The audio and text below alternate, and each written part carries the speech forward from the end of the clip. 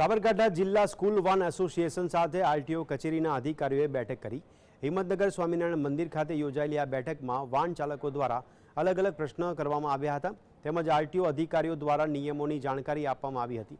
Private પાર્સિંગમાંથી commercial passing કરવા માટે RTO અધિકારીઓ દ્વારા અનુરોધ કરવામાં આવ્યો હતો।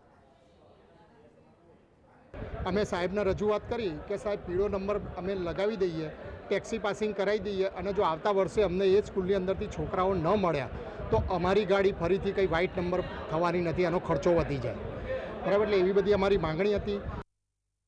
શાળાના ચાલકોએ તેમના દસ્તાવેજો બાબતે ખાસ કરીને ખાનગી વાહનમાંથી ટેક્સી વાહન ના હોય તો શું પ્રોસેસ કરવી અને તેને કેટલી ફી આવે, કયા દસ્તાવેજોથી અને આરટીઓમાં પીળી નંબર પ્લેટની કોમર્શિયલ વાહન તરીકે નોંધાવી શકાય તે બાબતે જાણકારી મેળવી।